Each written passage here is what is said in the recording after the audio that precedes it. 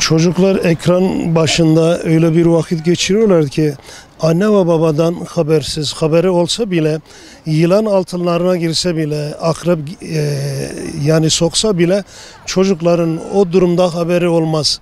Anne eve girmiş, baba eve girmiş, çocukları, teknoloji güzel bir şeydir ama teknolojiyi kullanmak, çocukları topluma kazandırmak yerine biz çocukları bu ekran başında çocukları kaybediyoruz, psikolojileri bozuluyor, anne ve babaya saygıları, büyüklere saygıları kalmıyor. Yani affedersiniz, evde çocuklara bir şey anlattığınız zaman çocuklar şiddet kullanabiliyor. Çocuklar psikolojisi bozulabiliyor. Uykuları bozuluyor, yemek saatleri bozuluyor. Uyku saatleri bozulunca çocuklarımız maalesef topluma kazandırmıyoruz. Ama gerçek şudur ki teknolojiyi iyi kullanmak, çocuklara iyi adapte olmak, çocuklara gıda vermek gibi teknolojiyi iyi kullanmak. Aslında zamanları en çok ekran başında, İnternet başında çocuklarımızın zamanı geçiyor. Örf adetlerimiz anlattığımız yerden biz onları ekran başına kilitliyoruz. Ama örf adetler, dinimizi, gelenek ve törelerimizi çocuklarımıza göstermek için bunu kullanmalıyız. Daha çok ekran değil, daha çok ekrana bağlandıkları zaman çocuk kendisinden geçiyor.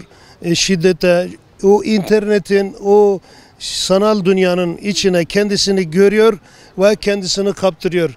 Bu başka mercilere gidiyor. Günümüzde şahit olduğum kadarıyla yakın çevremden de çocukların genel itibariyle günde en az bir 4-5 saat hem televizyon hem de telefon başında vakit geçirdiklerine şahit oluyorum. Yani bu vakit geçirmeleri onlar açısından, kişisel gelişimleri açısından gerçekten de çok tehlikeli ve çok büyük sıkıntılar arz ediyor. Yakınımda da var, mesela örnek görebilirim, çok kuzenim var. Yani gece gündüz telefonla oynuyor, annesi onu uyarmasına rağmen işte oğlum kalk ödevini yap, kalk işte yemeğini ye demesine rağmen kuzenim ısrarla telefonu bırakmamaya devam ediyor. Kendisini ben de uyarıyorum, bize misafirliğe geldiklerinde işte telefona bağımlı olmasının ne kadar kötü olduğunu, onun okul derslerine, günlük hayatında kendisini ne kadar etkileyeceğini anlatıyorum. Yani pek faydası olmuyor, yani iş ailede bitiyor. Keşke küçüklükten beri işte televizyonu açalım da bebek ağlamasın ya da telefonu verelim bir video izlesin, sakin olsun demek yerine işte çocuğa farklı etkinlikler yaptırsalar, mesela küçüklükten 5-6 aylıkken yetiştiğinde, büyüdüğü zaman da kendisi açısından çok büyük bir etkisi olur yani. Tavsiyem ebeveynlere çocuklarını kesinlikle telefona, televizyona ve tablete alıştırmasınlar. Çünkü kendileri de biliyorlar ki şu anda zaten çevrelerinde de şikayetçi olan ebeveynler vardır. Bağımlılık konusunda gerçekten sıkıntılıdır. Ekran bağımlılığı. Ekran başında ne kadar olmalı? Şimdi çocuklar eskisi gibi ders çalışmıyorlar. Ellerine telefon veriyoruz. Saatlerce telefon ve televizyonla ilgileniyorlar. Çocukların ders çalışma saatleri eskiden 1-2 saat idi. Şimdi 1-2 dakikaya düşmüş. Çünkü çocuk dersi eline aldığında 2 dakika ders çalışıyor. 3. dakika tekrardan ya telefonu eline alıyor ya da televizyona devam ediyor. Yani bizim yetişkin bireyler olarak çocuklarımıza sahip çıkmamız lazım. Hele hele bu zamanda internet ortamında çok kötü şeyler dönüyor.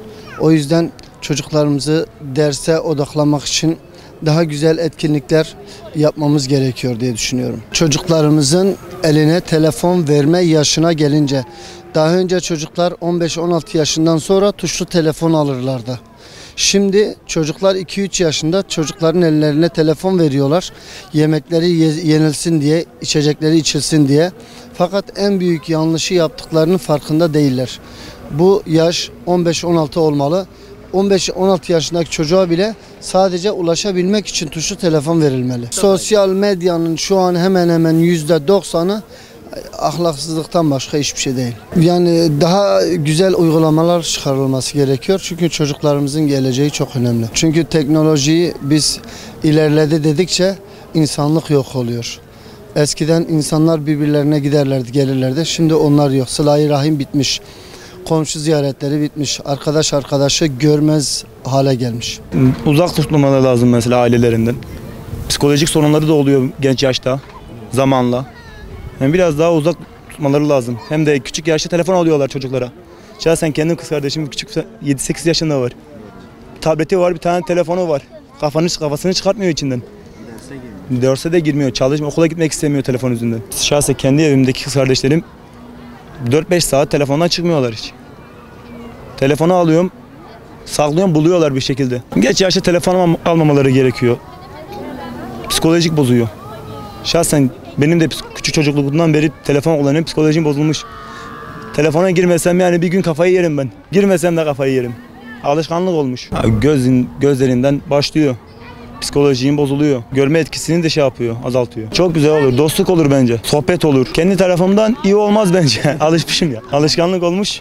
İyi olmaz bence. Şimdi efendim zaman öyle bir zamana geldi ki çocuklar ekranla aldatılmakta, telefonla bu çocukların geleceğini karanlık ve bulanığa götürür.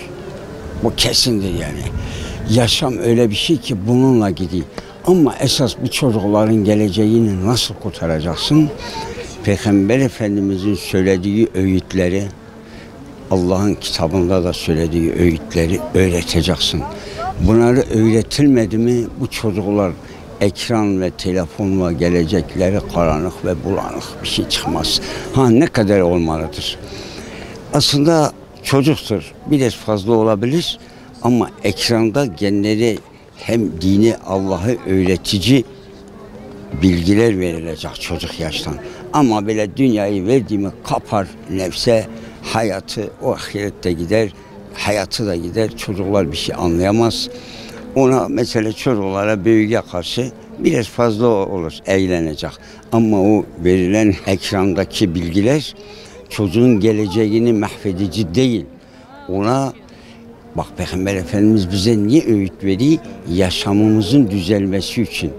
Ona ekranda o çocuğun geleceğini kurtaracak şekilde ama yok böyle baştan savma çocuk batağa düşer. O ekrana kapılır, hayatı gider. O ekranda çocukların da küçük yaştan bilgilenecek. Allah'ı, doğru yolu, iyiyi, kötüyü, rahimi, merhameti, vicdanı öğrenecek ekran programları çocuklara. Olmadı mı ne olur? Dağa çıkar, terörist olur. Şey olur yani bozulur, insanları gasp eder, soyar, zulüm yapar. İşte bu çocukların programı Allah'ı tanıtıcı, kendine Peygamber Efendimiz söyleyeyim nasıl onlara eğitileceğine dair program olacak. Eğer böyle salma programı olur, o çocuğun hayatı biter. Bu dış kaynaklı bir sürümdür ki bizdeki ahlakı, imanı bitirsinler. Bu dış kaynaktan geliyor. Böyle açıksa açığa gene bu da bir bataktır. Bu da gençtir de açığa bakar, ora bakar. Allah'ı unutur, dini unutur, ölümü unutur, hayatı unutur, batağa sürüklemektir. Bu dış kaynaktan geliyor. Şimdi şöyle etkiler, eğer bilgi derse dair de olursa bilgisini artırır. Yok böyle saçma olursa dersi de etkiler, hayatını da etkiler, kendini de batağa götürür. Çocuğun geleceği ölür. Ama programlar derse dair biraz uygun olursa ne kadar güzel olur. En fazla mesela 1 saat, 1,5 saat. Etkiliyor tabii. Etkiliyor. Ne yapmalıdır? Çocukları korumaları lazım. Mesela böyle üstlerinde olması lazım. Sahip çıkmaları lazım. Onları ekran başından almaları lazım. Şimdi ekran başına geçti mi dersi unutuyor. Şeyi unutuyor. Her şeyi aklında tutamıyor. Aileleri sahip çıkması lazım onu. Ama sahip çıkmadığı için çocuklar da ekran başından ayrılmıyor. Sahip çıksa mesela en azından bir yere gelirler. Bir meslek edinirler ama bu devirde meslek de edinemiyorsun. Çünkü gözünü ekrandan almıyorlar. Telefona giriyorlar. Şimdi diye bir şey çıkmıyor. Yürüyorsun ona mesela kendimi de dahil ediyorum bunu. En az 4-5 saat takılıyorum kendime. giriyorum 4-5 saat de oradan. Psikolojim artık oraya dalmış yani. Bağlanmışız oraya. Diyorum şimdi kim ne paylaşmıştır onu kontrol ediyoruz yani. Her gece mesela 4-5 saat ben kendim giderim. Çocuklar da bunu örnek alıyor. Çocuklar da buna giriyor yani. Erken yaşta. Öyle valla şimdi mesela buradan gidiyorum 4-5 yaşın eline bakıyorum çocuğun bakıyorum telefon var elinde.